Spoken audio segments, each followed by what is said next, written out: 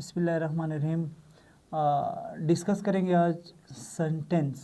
तो पहली बात ये है कि अमेरिकन इंग्लिश में या एडवांस प्रोनाउंसिएशन में सेंटेंस को सेनेंस कहा जाता है, क्योंकि टी को यहाँ पर साइलेंट रखा गया। कहते हैं ना कि जब आप प्रोनाउंसिएशन के अंदर चेंजेस लाना चाहते हो तो आपके पर्सनालिटी पर पॉजिटिव इम्पेक्ट्स डालते हैं ना, क्योंकि जब भी आप किसी के सामने बोलते हो ना, तो आपका जो लहजा है या आपका जो प्रोनाउंसिएशन है, अगर वो सही नहीं हो तो लोग आपको प्रोनाउंसिएशन से जज करते हैं। तो इसका मतलब ये नहीं है कि ये मज़ीद एडवांस में करेक्शन की बात कर रहा हूँ। तो अमेरिकन इंग्लिश में सेंटेंस को सेनेंस बोला जाता है। जैसे 20 को 20, इंटरनेट को एननेट, एननेशनल। तो टी को हमेशा साइलेंट रखा जाता है ताकि मज़ीद अपने स्पोकन के अंदर आप खूबसूरती ले आए। तो सेंटेंस को हम डिफ़ाइन करते कि अ ग्रुप ऑफ वर्ड, तो अल्फाज का एक मजमुआ होगा। अ ग्रुप ऑफ वर्ड्स किस तरह मजमुआ होगा? दैट गिव्स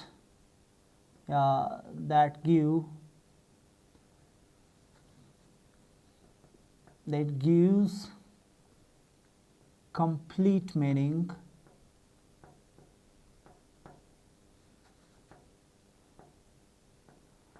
अब मुकम्मल मानी देगा ज़रूर, सही है। अल्फाज का एक मजमुआ होगा जिसमें कंप्लीट सेंस का होना शर्त है। ये भी सेंटेंस के शराइत में से एक शर्त है। तो मैं इसको मज़ीद फर्दर डिफ़ाइन करने की बजाय यहाँ पर स्टॉप कर देता हूँ और नीचे लिखता हूँ essential components of a sentence. तो sentence is a group of words that gives complete meaning. तो इसके एसेंशियल कंपोनेंट्स में से यानी लाजमी अज्जा के सेंटेंस के अंदर क्या क्या लाजमी चीज़ें हो सकते हैं? एसेंशियल कंपोनेंट्स में दो चीज़ें हैं जिसके बगैर सेंटेंस का वजूद मुमकिन नहीं है। एक है सब्जेक्ट और दूसरा है वर्ब।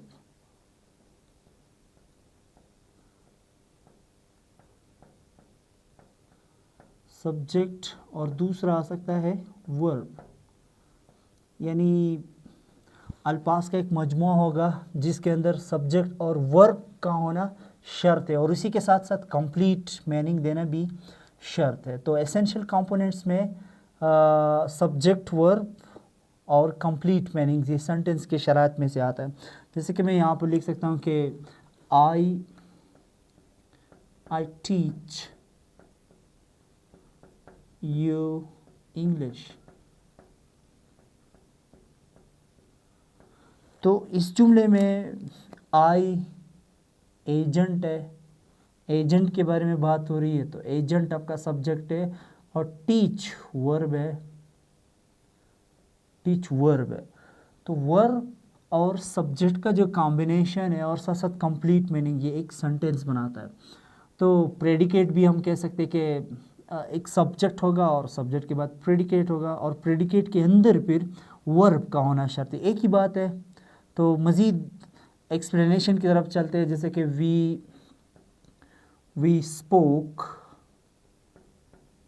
उर्दू, तो यहाँ पर we as a subject use हो रहा है और वर्ब है स्पोक, और यहाँ से लेकर यहाँ तक कंप्लीट मीनिंग देता है। और दो चीज़ें और भी है कि पहला लेटर कैपिटल होगा और आखिर में फुल स्टॉप या रैंक जो टर्मिनल पंक्चुएशन में शुमार है यही होगा। तीसरा एग्जांपल देते हैं, जैसे दे क्रॉस्ड द रोड। अब इस जुमले में जो दे है वो एजेंट है। अब जिसके बाद एजेंट के बारे में बात हो रही है, तो एजेंट आपका सब्जेक्ट है, या क्रॉस क्या है? वर्ब है। यहाँ से लेकर यहाँ तक कंप्लीट मीनिंग दे रहा है, तो मैं इसे एक सेंटेंस कह सकता हूँ। जैसे कि लोरेलाई इज़ अ सिटी।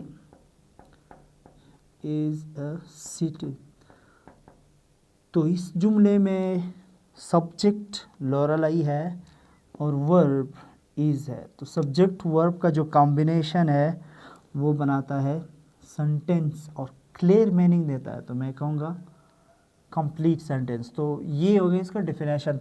अब मज़ीद टाइप्स के बारे में बात करते हैं। तो टाइप में से 5 इंपॉर्टेंट टाइप्स है, और 5 इंपॉर्टेंट टाइप में से एक जो ऑप्टेटिव सेंटेंस है वो कुछ लोग इसके अंदर नहीं ले आते हैं, और मैं समझता हूँ ये आता है क्योंकि सिर्फ रेन एंड मार्टन बुक में नहीं है। वो इसलिए नहीं है क्योंकि रेन मार्टन को, जो प्रसाद नाम एक राइटर है इंडियन, उन्होंने पहली मरतबा इसको 1973 में उसे अपडेट किया है, उसे दोबारा इसमें कुछ चेंजेस किए हैं।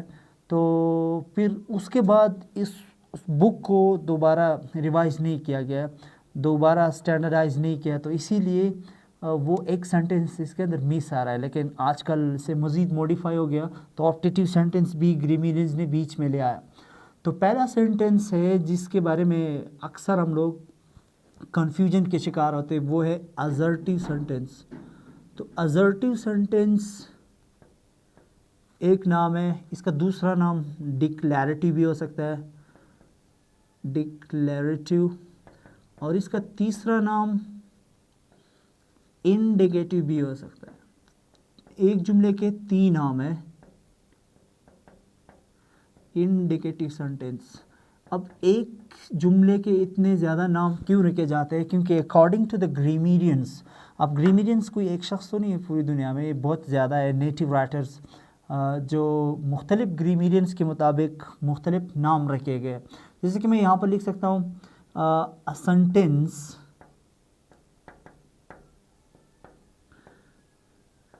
which shows स्टेटमेंट, एक ऐसा जुमला जिसके अंदर स्टेटमेंट हो, यानी बयान हो। स्टेटमेंट किसी शख्स के बारे में भी हो सकता है, किसी जगह के बारे में भी हो सकता है, या किसी चीज़ के बारे में भी हो सकता है, बयान, और उर्दू में कहते हैं बयानी है जुमला। तो उसी को हम लोग असर्टिव, डिक्लेरेटिव या इंडिकेटिव कहते हैं। हर एक का एक एक एग्जांपल लेते हैं। जैसे कि मैं यहाँ पर लिखता हूँ वी आर मुस्लिम्स। अब इस जुमले में वी के बारे में स्टेटमेंट है, वी के बारे में स्टेटमेंट है, तो ये पूरा सेंटेंस असर्टिव सेंटेंस कहलाएगा।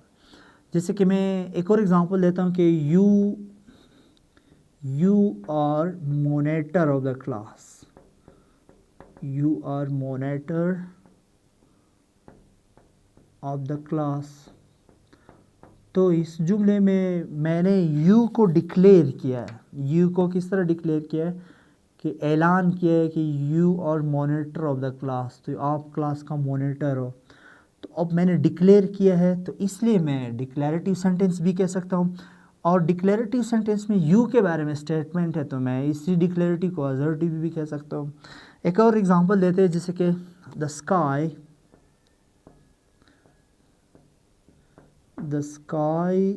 Is blue. अब इस जुमले में मैंने स्काई को इंडिकेट किया है, मैंने स्काई की तरफ इशारा किया, स्काई को इंडिकेट किया है। तो स्काई के बारे में स्टेटमेंट है, इंडिकेशन हो रही है, तो इंडिकेटिव सेंटेंस भी आपका असर्टिव सेंटेंस बन सकता है। तो एक ऐसा सेंटेंस जिसके अंदर स्टेटमेंट हो, बयान हो, डिक्लेरेशन हो या इंडिकेशन हो किसी चीज़, जगह या शख्स के बारे में, उसी सेंटेंस को हम नाम देंगे असर्टिव सेंटेंस। और द मोस्ट इम्पॉर्टेंट पॉइंट यहाँ पर सेकंड टाइप्स के बारे में है, वो है interrogative sentence.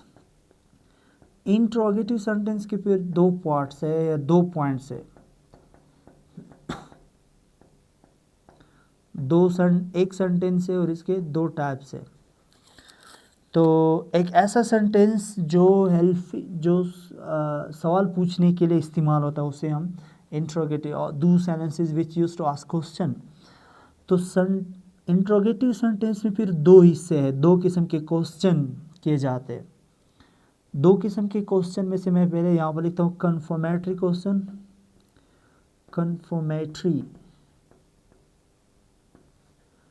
Confirmatory question start होता है हेल्पिंग वर्ब से।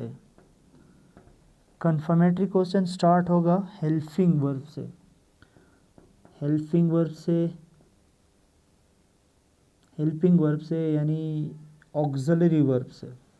ऑक्सिलरी वर्ब से स्टार्ट होगा तो इसका मतलब ये होगा कि इज से हो सकता है, आर से हो सकता है, एम से हो सकता है, या डू से हो सकता है। जब हम सिंगुलर बनाते तो डज से हो सकता है, डिड भी हो जाएगा, हैव, हैज़, वेल, और साथ साथ शेल भी आ सकता है। तो ऐसा जुमला जो, या वाज वर्ब भी आ सकते हैं, और जो हेल्पिंग वर्ब है ना हम कंसिडर कर सकते हैं।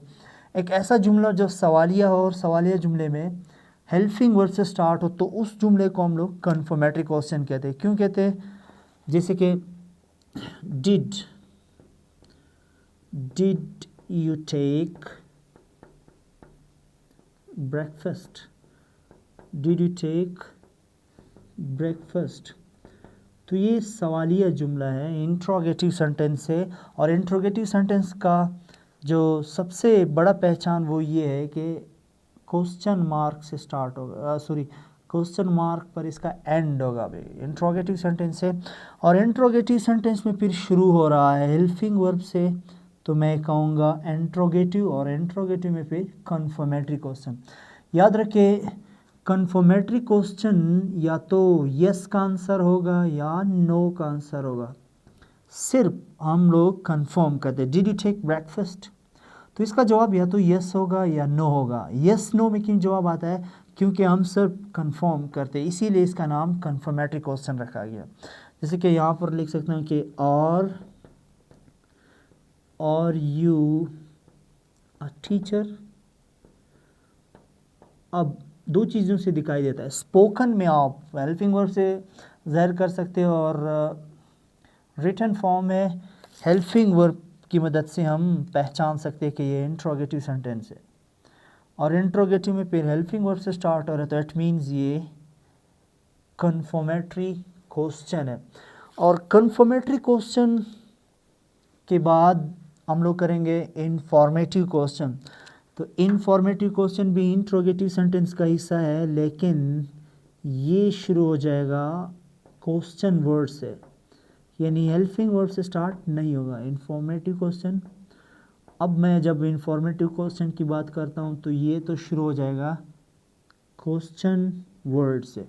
क्वेश्चन वर्ड से मुराद WH लीटर से, WH वर्ड से विच से भी शुरू हो सकता है, व्हेन से भी शुरू हो सकता है, वेयर से भी हो सकता है, और whom से भी हो सकता है, whose से भी शुरू हो सकता है, whose से भी शुरू हो सकता है, why से भी हो सकता है, how से भी हो सकता है, और साथ साथ whatever से भी शुरू हो सकता है, whenever से भी शुरू हो सकता है, wherever से भी स्टार्ट हो सकता है। तो बात करने का मकसद ये कि एक ऐसा जुमला जो इंट्रोगेटिव सेंटेंस हो और इंट्रोगेटिव सेंटेंस में फिर क्वेश्चन वर्ड से यानी WH लीटर्स वाले वर्ड से स्टार्ट हो, तो फिर हम इंट्रोगेटिव सेंटेंस में इसको इंफॉर्मेटिव क्वेश्चन कहते हैं। तो ये जैसे कि मैं यहाँ पर लिख सकता हूँ वेयर आर यू फ्रॉम। अब ये जुमला सवालिया जुमला है और शुरू हो रहा है क्वेश्चन वर्ड से। क्वेश्चन वर्ड से मुराद WH लीटर से। तो अब मैं उसे कन्फर्मेटरी नहीं कहूँगा, मैं उसे इंफॉर्मेटिव कहूँगा, क्योंकि इसका जवाब इंफॉर्मेशन होगा, तफसील एक्सप्लेनेशन की ज़रूरत है। तो मैं कन्फर्मेटरी इसलिए नहीं कह सकता हूँ क्योंकि मैं सिर्फ यस और नो से कंफर्म नहीं करता हूँ। तो मैं यहाँ पर लिख सकता हूँ what is has name, what is has name. Question mark है, इंट्रोगेटिव सेंटेंस से व्हाट से स्टार्ट हो रहा है, तो इंट्रोगेटिव सेंटेंस में फिर कन्फर्मेटरी नहीं है बल्कि इंफॉर्मेटिव क्वेश्चन है। और तीसरी टाइप की अगर बात करें तो वो है इम्पेरेटिव सेंटेंस। इम्पेरेटिव सेंटेंस के भी 3-4 पॉइंट्स है।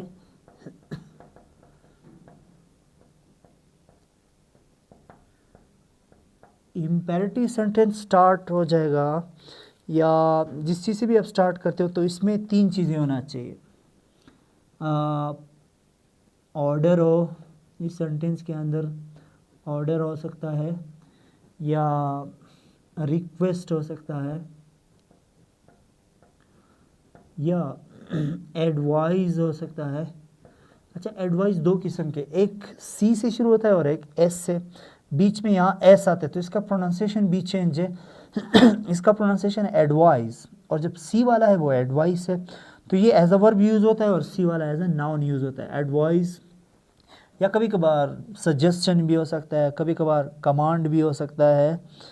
तो एक ऐसा जुमला जिसके अंदर ऑर्डर हो, रिक्वेस्ट हो, एडवाइस हो, कमांड हो, सजेशन हो, तो उस जुमले को हम लोग इम्पेरेटिव सेंटेंस कहते हैं। जैसे कि open the door, open the door. इस जुमले में आपको दिख रहा है ऑर्डर, तो जिस जुमले के अंदर ऑर्डर हो तो वो इम्पेरेटिव सेंटेंस है। स्टेटस बताता है ना, अगर आपका वालिद आपसे कहता है तो ऑर्डर है, अगर टीचर कहता है तो ऑर्डर है, लेकिन आप किसी को बोलते हो सॉफ्ट एक्सेंट में तो फिर रिक्वेस्ट भी हो सकता है। प्लीज़, मैं यहाँ पर लिखता हूँ प्लीज़ रिस्पेक्ट योर एल्डर्स। तो इस जुमले में रिक्वेस्ट दिख रहा है तो प्लीज़ से दिखाई देता, प्लीज़ ना हो तब भी बात अंडरस्टूड है। और तीसरी पॉइंट की तरफ मैं आता हूँ, वो है क्रॉस द रोड। तो मैं यहाँ पर लिख सकता हूँ क्रॉस द रोड केयरफुली, सड़क को एहतियात के साथ पार कीजिए। तो इस जुमले में आपको एडवाइस नज़र आ रहा है कि नसीहत की जाती है किसी को कि सड़क को एहतियात के साथ पार कीजिए। एक ऐसा जुमला जिसके अंदर ऑर्डर हो, रिक्वेस्ट हो या एडवाइस हो, या कभी कभार सजेशन भी हो सकता है या कभी कभार कमांड भी हो सकता है, तो उन जुमलों को हम लोग कहेंगे इम्पेरेटिव सेंटेंस। और चौथे टाइप्स की अगर बात की जाए तो वो है exclamatory sentence.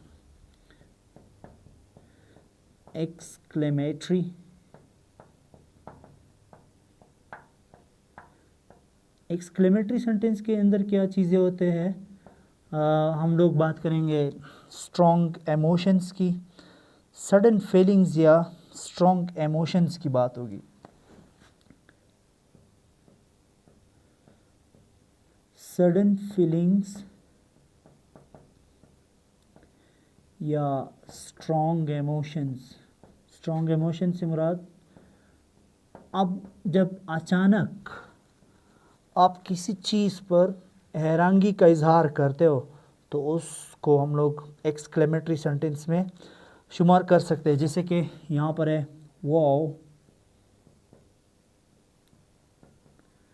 We won the match, we won the match. अब इस जुमले में एक्सक्लेमेशन है और एक्सक्लेमेशन पूरे सेंटेंस के अंदर नहीं है, सिर्फ इस इंटरजेक्शन जिसे स्ट्रॉन्ग इंटरजेक्शन कहते हैं, और इसी इंटरजेक्शन के अंदर एक्सक्लेमेशन है या फीलिंग्स आपके हैं, तो फिर जो एक्सक्लेमेशन मार्क है वो आपने यहाँ लगाना है। सही है, एक्सक्लेमेशन मार्क इस जुमले का पहचान है। तो अब अगर मैं इसको हटाता हूँ, जैसे कि वी वॉन द मैच, अब ये जो सेंटेंस है ये महज एक असर्टिव सेंटेंस है और एक्सक्लेमेशन सिर्फ इस वर्ड के अंदर है, तो इसलिए मैं यहाँ पर एक्सक्लेमेशन मार्क लगाता हूँ। जैसे कि दूसरे जुमले को अगर देखते हैं ना कि व्हाट अ शॉट। अब इस जुमले में, पूरे जुमले में एक्सक्लेमेशन है, तो मैं इसलिए एक्सक्लेमेशन मार्क आखिर में लगाता हूँ। और इस जुमले में एक्सक्लेमेशन मार्क मैंने वर्ब इंटरजेक्शन के फ़ौरन बाद लगाया, क्योंकि जो एक्सक्लेमेशन है वो सिर्फ इस वर्ब इंटरजेक्शन के अंदर है, बाकी तो असर्टिव सेंटेंस है और इस जुमले में पूरे सेंटेंस के अंदर आपको एक्सक्लेमेशन नज़र आता है, तो इसीलिए मैंने एक्सक्लेमेशन मार्क को यहाँ पर लगाया। आखिरी पॉइंट और आखिरी टाइप्स की बात करते हैं, वो है ऑप्टेटिव सेंटेंस।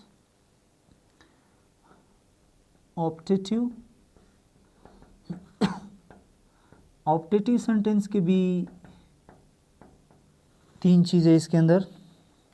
एक ऐसा सेंटेंस जिसके अंदर प्रे हो यानी दुआ की जा रहे हो, कर्स हो यानी बद्दुआ हो, या विश हो, आप किसी चीज़ का इजहार करते हो, ख्वाहिश करते हो, आपकी जो तमन्ना है, आरजू है, उसी को हम लोग ऑप्टेटिव सेंटेंस में शुमार करते हैं। जैसे कि यहाँ पर एग्जांपल दे सकता हूँ मैं कि may you pass the exam, Allah करे आप एग्ज़ाम को पास करें। तो इस जुमले में दिख रहा है आपको प्रे, और यहाँ पर मैं लिखता हूँ may you fail in the future, Allah करे आप फ्यूचर में नाकाम हो जाए। तो इस जुमले के अंदर कर्ज से मुराद बद्दुआ है। और आखिरी सेंटेंस में यहाँ पर लिखता हूँ कि happy birthday to you, happy birthday to you. और इस जुमले में आपको दिख रहा है विश।